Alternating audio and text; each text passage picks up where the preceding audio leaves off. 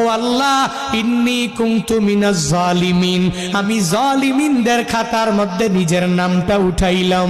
দুনিয়ার কোনো ব্যক্তি এই বিপদ থেকে আমারে বাঁচাইতে পারে না, দুনিয়ার কোনো ব্যক্তি এই মুসিবত থেকে আমাকে বাঁচাইতে পারে না। মাছের পেটে যাইয়াও ইউনুস নবী আমার মাওলারে ভুলে যায় না।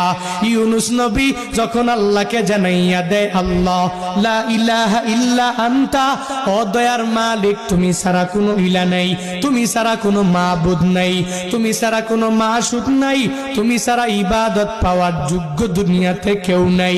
যখন ওই ইউনুস নবী আমার ওই মাছের পেটের মধ্যে সিজদার মধ্যে পড়িয়া আল্লাহকে পুত পবিত্র বলে, আল্লাহ ছাড়া মাবুদ নাই এই বলে যখনই ঘোষণা দিয়া দেয় আর নিজের ব্যাপারে আল্লাহর দরবারে জানাইয়া দেয়, ও মালিক আমার ঠিক হয় নাই, নিজের নফসের উপরে জুলুম করে নিলাম, নিজের নফসের উপরে আমি নির্যাতন করে ফেললাম।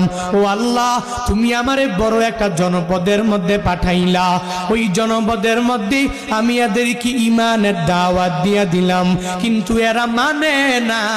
কিন্তু আমার সিদ্ধান্ত একা একা নেওয়া ঠিক হয় নাই, আমি নিজের নফসের উপরে জুলুম করেছি, নির্যাতন আমি করে ফেললাম।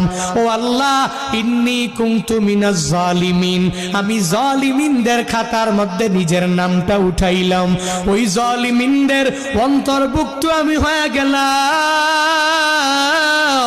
আমি জানি তুমি ছাড়া আমার মাবুদ কেউ নাই। আল্লাহ শুনে কি শুনে না? আল্লাহ দেখে কি দেখে না?